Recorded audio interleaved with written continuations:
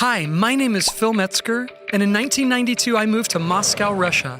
From there I lived in the beautiful Central European country of Hungary, where my family and I spent the next 20 years living, learning, and sharing about Jesus. Different foods, culture, and language, but underneath it all, we discovered the most amazing people.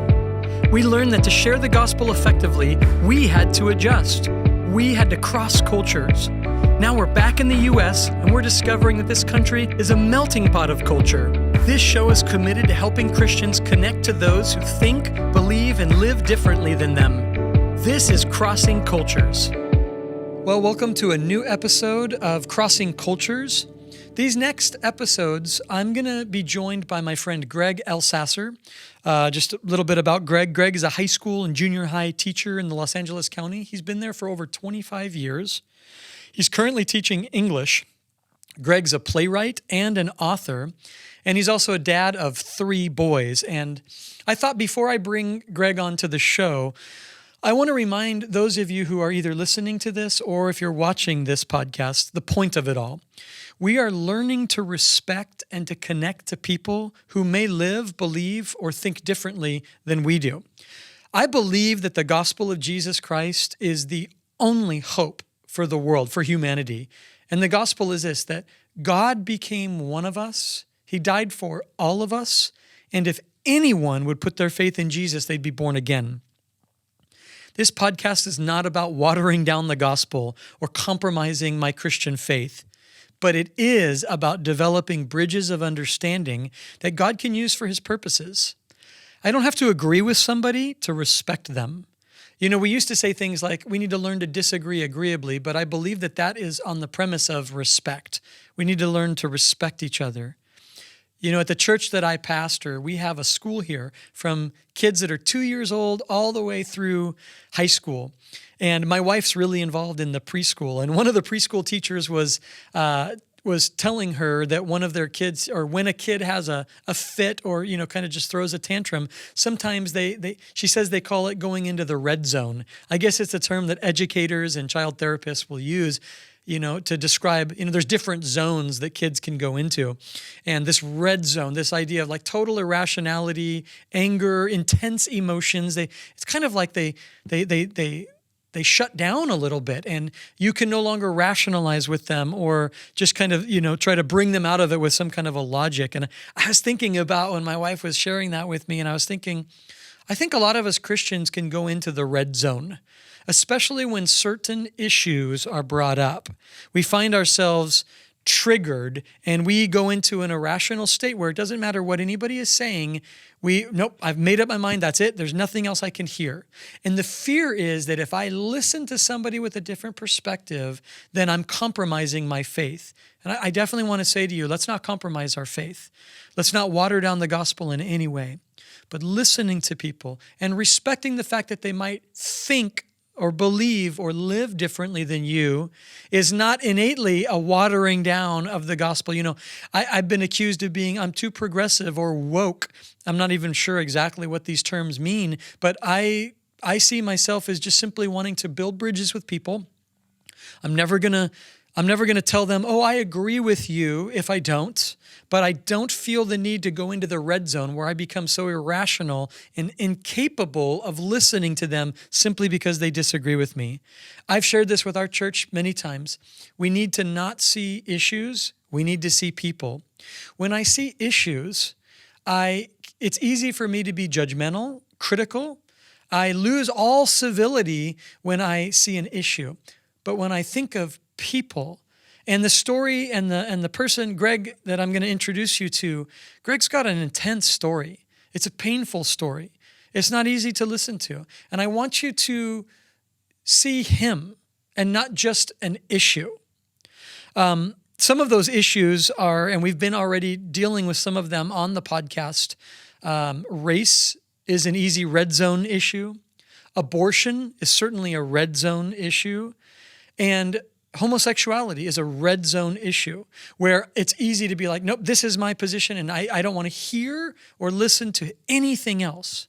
I'm not asking you to change your views. I'm asking you to listen to people and then learn the tools to connect to people. I believe that even if I don't agree with someone, there may be the day that God uses that relationship in their life for good and for his purposes.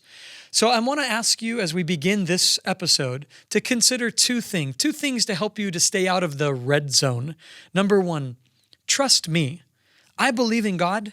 I believe in the Bible. I'm not looking to compromise the gospel in any way, shape, or form. So trust me in this conversation. Number two, keep your heart open to people. Leave the issue and focus on people. All right, that's enough of an intro. It's time to welcome our guest for today. This is my friend Greg Elsasser. Greg, thanks for being with us today. Thank you for having me. You and I spoke about a month or so ago. I've been looking forward to having this conversation where we actually record this for the podcast. How you been feeling? Yeah, very, very positive. I thought it was a great conversation. I think most of the time I have conversations like this, it goes very well. And I felt like you and I talked and it went very well. And I was very pleased. Yeah. And I mean, I wish we could do it in person, but, obviously COVID puts us in this situation. In person anymore.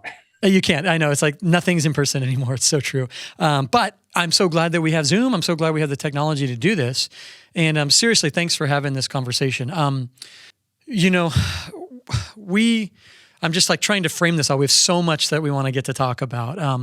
And mainly what I'm wanting to do is I want us to have a conversation about your story, and intermixed into that is just kind of like where we are as people. The whole point of this podcast is about learning to have conversations with people who live, believe, think differently than I do.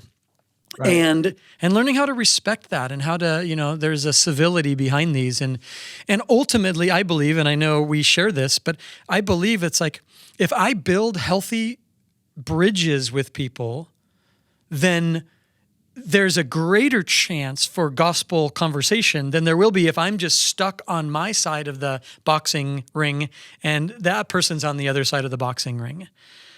And I don't think you and I are in boxing rings, not even close to that. But we obviously, and I was thinking of this, like, there's some areas where we fundamentally disagree, and yet I have just nothing but respect for you. And I want people to hear your story and how we can learn to be kinder to each other. And so, when you and I spoke about a month ago, there was a few events in your life that really hit me hard, of like just pain. Yeah. And you mentioned that there's been in your coming out, or maybe in that process, there's been 3 different times in your life when you tried to take your life. Yeah. Yeah. Which is very common as I'm reading other people's stories, because it's important for me to listen to other people's stories as well as being stuck in my own head. And attempted suicide is just extremely prevalent in those that are coming out or wrestling with their sexuality. And I was no different. It's heartbreaking. This is a heartbreaking reality. And this heartbreaking, like, I'm looking at you, we're talking about a person who 3 times felt like the best option was to end your life. It's heartbreaking to me. So I just thought, though, those became really 3 major points of movement in your life as well. And I was just thinking, like, maybe you can just start sharing some of your story, how you grew up, your background, and lead us up to that first kind of major milestone. And just kind of tell us a little bit about your life. Yeah, so I was born and raised as a Free Methodist in Downey, and went to church there till I was 18, and got to the point where Free Methodist was a little too for the older people. I wanted to go to a little bit more of a larger, with a young group, and I started going to Calvary Chapel in Downey, and where I stayed for almost 30 years, and it was my home church. And but I had wrestled with, listen, I don't even want to call it homosexuality or my sexual identity, because I was wrestling with it before I even knew what sexual identity was, before I even knew what sex was. I can remember being around 7, 8-ish and knowing that I was different, but not even having the words to put on it. But I just had this feeling that it was bad. and wrong. This is wrong. And then, of course, as I got older and the church was saying that it is wrong, it is bad, that just destroyed me, because once I understood what it was that I was gay, and then the message from the church was, well, you can't be gay and go to heaven. And so within a few short period of time, when I figured out what I was struggling with, I had the threat of having my parents taken away from me, because I thought, well, my parents won't love me. I'll lose my friends. I'll lose my God. I'll lose my church. I will have no life. And so instead of really thinking about it, I just thought it's not an option. It's just not an option. You have to be straight. So I started the work to pray away the gay. But at many times, 3 times, specifically during my life, it was too much. And I had tried to commit suicide at 15. That was a little bit more of a cry for help, I think. And then so was the one when I was 21. One I had about 2 years ago was no more cry for help. This was, you know what, I've checked out life long enough. You were done. Yeah, and I was done. And thankfully, the Lord was merciful and I lived. And it was a couple months later, I shared this with you, a couple months later, I ran into somebody at the gym who was a Christian, and I knew from work, not from church. And we got to talking about everything, and he was very nice about it, but he was clear that it would have been better if I would have had committed suicide before I gave into the gay lifestyle, so I could be with Jesus instead of doing what I was doing now. And that is tame compared to what other gay Christian men and women who really want to love Jesus and serve Jesus, that's tame compared to what they've been told or what they have gone through.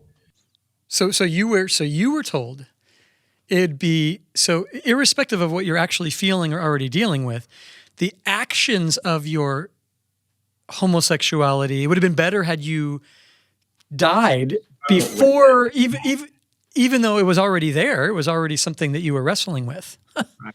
Yeah. And that's tame compared to some of the things that are being expressed. And the people I've talked to, and because I try to associate myself with Christians, because I still know that I'm a Christian, and I still identify with Christians. And so when I talk to homosexuals, I tend to, and gay folks, we're not even supposed to use homosexual anymore. I don't know. The language keeps changing. So what is the term? I don't know. They change it every week. So I guess homosexual is offensive now. I'm not offended by gay. So it's just, we just say a gay lifestyle or a gay, just to be gay. Whatever. I just thought, I don't get that offended. I mean, like I said, a guy just told me I should have killed myself. Yeah. You can't be easily offended by the terms used. And I really like this guy to this day. I mean, I still see him in meetings, and he's the one I gravitate to go hang out with, because I don't know. I think there's been a lot of grace shown to me in my life, and humans say and do stupid things all the time, and God shows grace. And so I don't know. I just like him. He's funny, and he's a good conversationalist. So. And you and I can talk about this on kind of these. There's this like 2 levels. There's like a theological level that I think we disagree on a theological level, and we can talk about it. That'll be a great part of our conversation. But then there's this kind of like this personal side of people understanding like where you're coming from, because I have a feeling a lot of times like and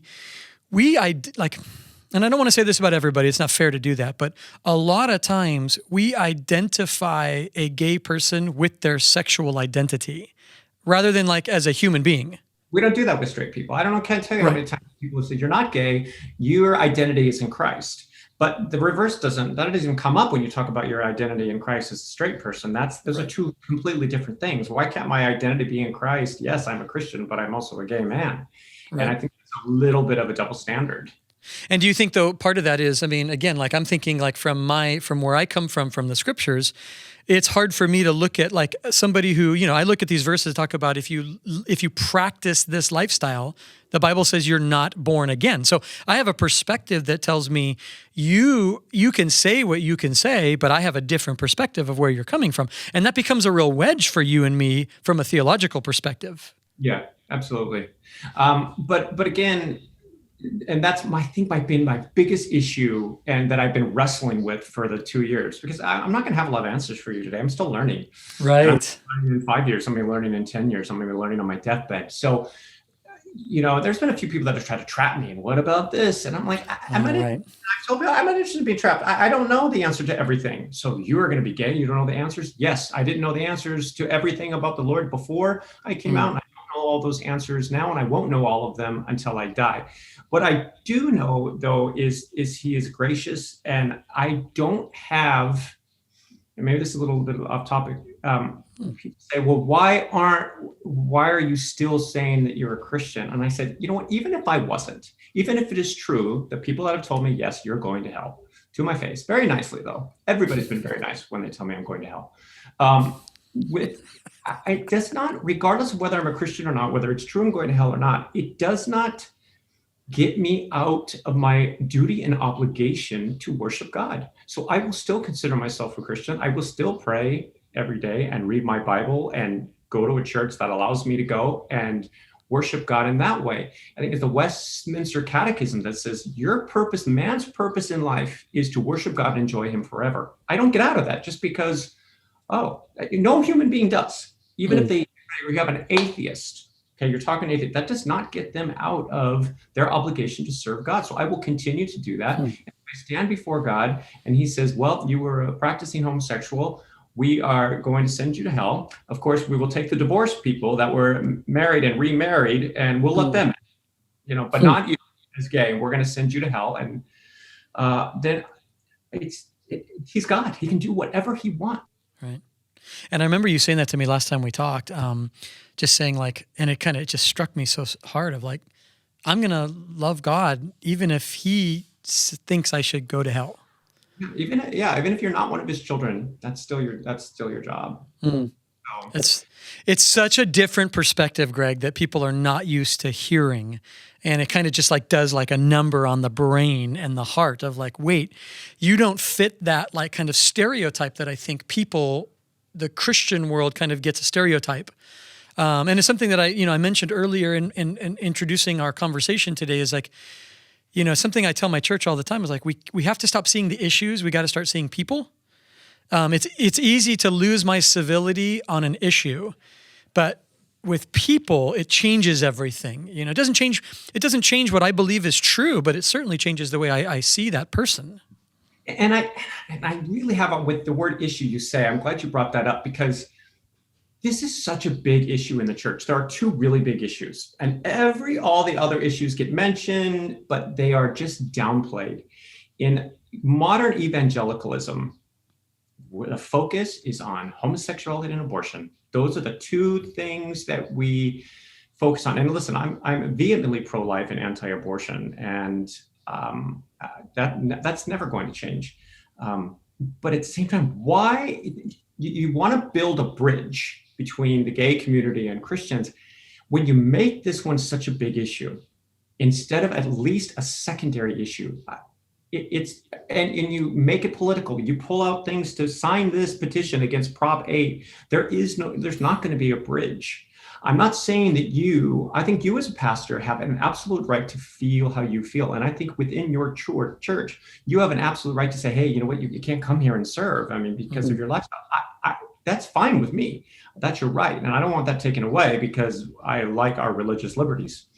But when you start getting involved in politics, that's a little bit of a problem. And when you put an emphasis on this and you ignore so many other lifestyles that contradict what you're supposed to live as a Christian, and use the excuse, oh, well, you know what, he's just a struggling Christian. We'll allow him to be 300 pounds and obese because he's a struggling Christian. She gossips a lot, so we'll just let her go. She's going to work on that. But you're gay, you're going to hell. Essentially, the church says there's no sin you can't be forgiven of. So you can have somebody who goes to church and serves in a church who is a confessed and known rapist, and they can still work there. But if I'm a practicing homosexual with my partner, I'm not even allowed to go there. And if I held his hand, I would be spoken to.